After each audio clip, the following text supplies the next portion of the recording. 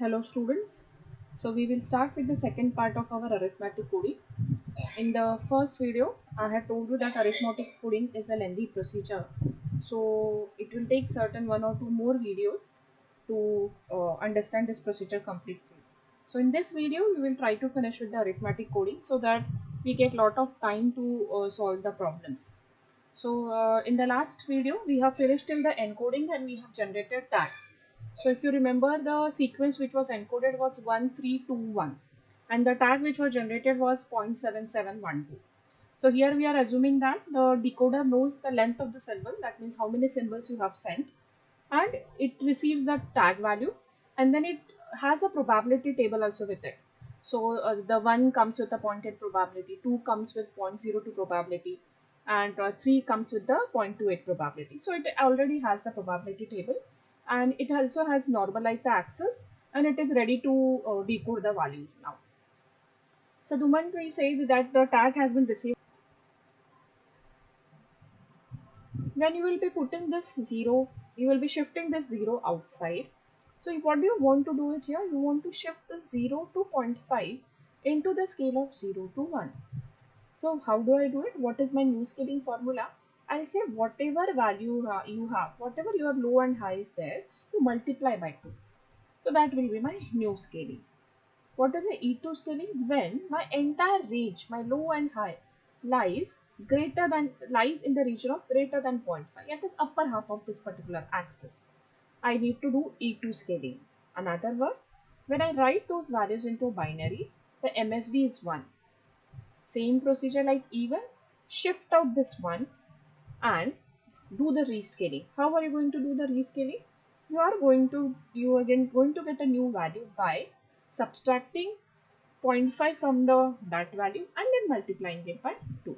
So this will be your new method, or this will be called as a scaling, arithmetic coding with scaling. Now let's do the same example again. The input was 1, so 0.8. You are normalizing this axis.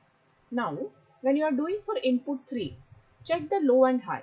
So 0.656 and zero point 0.8 both are greater than 0.5. So you see, you will be doing input, you will be doing E2 scaling. What is the E2 scaling? You have to output 1. That means you will be sending 1 bit to the receiver, and you will be calculating your new high and new low. So when you have done that, you find out that 0.312 and 0.6. This is perfectly fine.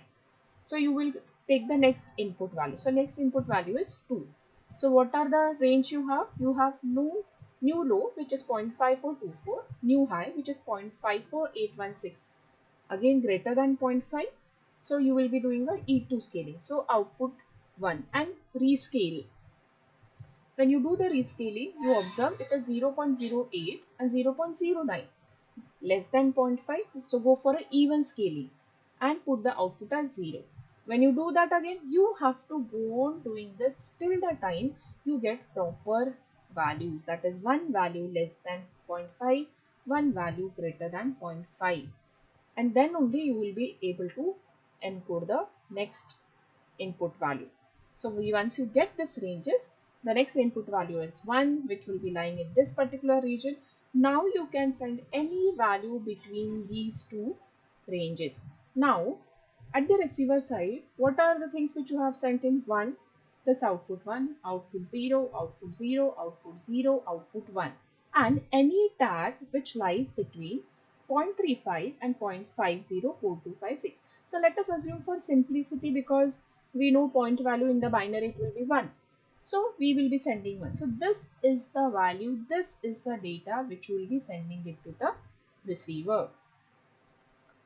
Now we had said that when the range becomes close to each other, or low and high are very close to each other, so when you represent it in binary, the few bits are similar or few bits are the same. So here is one example where it has been, just to have a verification, 0.5424, 0.5816. So you see 1, 2, 3, 4 and 5. 5 bits are same. So what we had said, these bits will be shifted out. So we have sent 5 bits outside. In the when I convert these bits into the decimal value, it comes as 0.53125, and it is almost equal to the mapping. See, E2 1 that is E2, even, and E2. So you shift it by 5 bits. So what are you doing? 0.524 minus this value that is shifted multiplied by 32 because you have shifted by 5, and when you convert it you get the same value as we have got it in the last slide. Now see, one thing you have to remember that we observed also, you have to complete all the possible scaling before encoding the next symbol. Now let us compare this procedure with the Huffman. If you would have done a Huffman, input symbol 1 does not give you any output. When we have done the tag coding, point 8, there was no output generated, no scaling was required. When we come to the input 3, there was a scaling required once. But when we come to input symbol 2, there was a scaling required 5 times. So you are sending 5 bits. So one way conclusion can be drawn that if it is a less probability, the arithmetic coding will generate larger bits. So it will work only well if you have a greater probability symbols. So that is the same thing which has been written on the slide. Symbol with a larger probabilities generates less number of bits. Sometimes no bit is generated at all. So this is advantage over a Huffman coding. Large probabilities are desired in arithmetic coding. So we have done with encoding, decoding, we have done E1 and E2. We will do the integration, implementation and E3 scaling here. Definitely, before we move further, I want you should solve more problems. Now coming to the integer implementation before we move to the E3 mapping. Now we will talk in terms of cumulative count, or we will talk in terms of CDF, that is cumulative distribution function. So the number of occurrence of each symbol is collected by a counter. In this case, what are you going to do? You were calculating how high it was calculated, low plus range multiplied by CDF. We will see what are these formulas. Say an example, symbol has been written, the probability has been written. Only thing is one more count entry has been added which is called as a cumulative count. So the point, the symbol 1 was appeared 40 times, symbol 2 was appeared once, symbol 3 was appeared 9. So when I write cumulative count, or when I write CDF, I can write for symbol 1 it was 40, symbol 2 it was 41, symbol 3 it was 50. So similarly, the way you have represented probability from 0 to 1, you have represented the cumulative count as well. Now, we will be using a formula to calculate high and low with respect to this. These are our new formulas which we will be using whenever a cumulative count word has been mentioned. What is that formula? It says high should be calculated as low plus bottom, that is a floor level of floor. This symbol indicates floor. See. When you write this, it is a floor of the value. When you write this, this is a ceiling of the value. Floor is, I'll take the lowest value. If it is written 0.54, so I will take 0.5. If it has been written with this symbol 0.54, I will take 6.6. That is the meaning of it.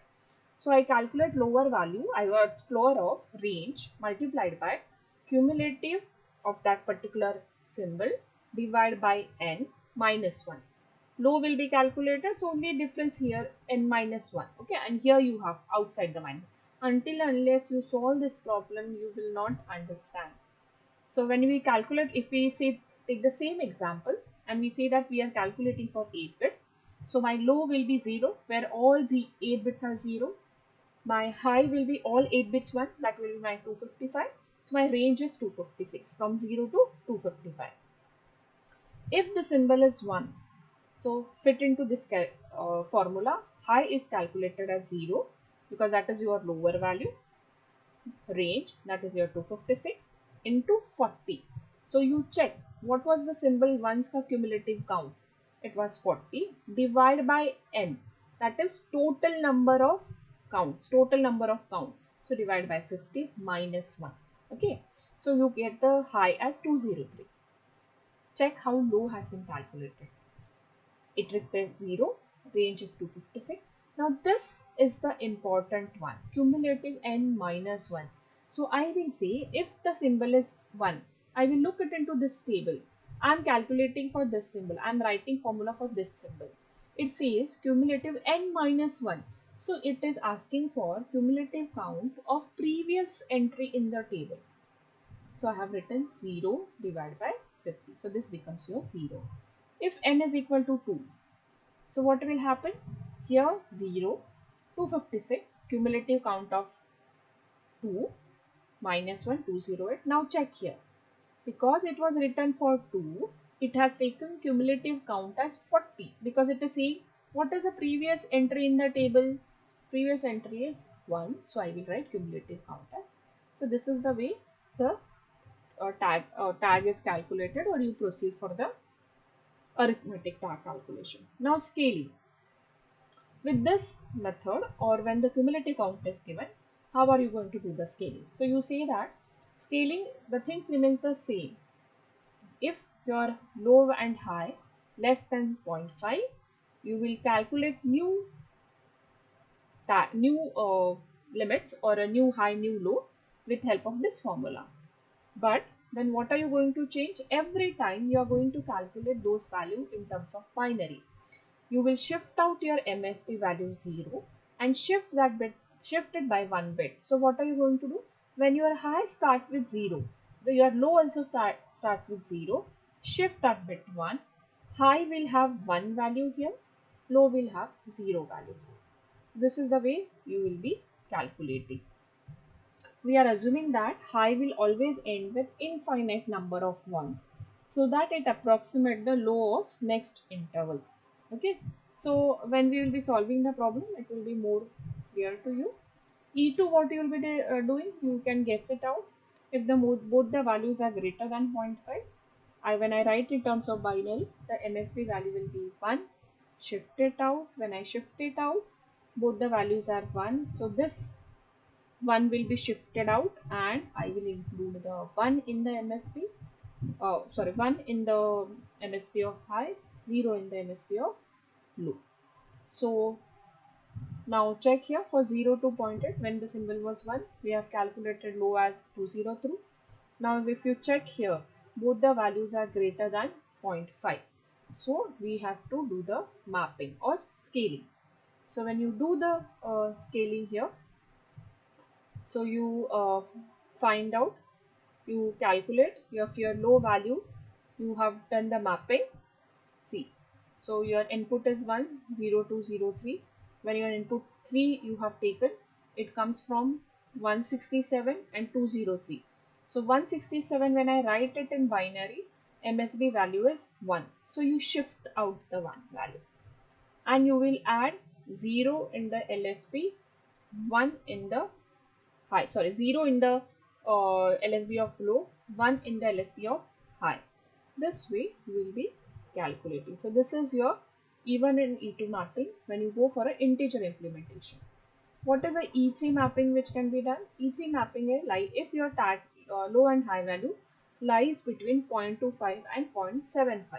You try to convert it into a 0.1. So we say that what are we going to do? We will be using a new formula, this 2 multiplied by that particular value 0.25. Now what do you send it to the receiver? You will be sending the E3, whenever it is E3 mapping is done, it depends on which mapping or which scaling you have done just before E3. So whether you have gone for E1 or whether you have gone for a E2. So I will suggest in the reference book, that is a Sayur, please solve this solved example again, and make sure that you are comfortable with your all the scaling as well as mapping.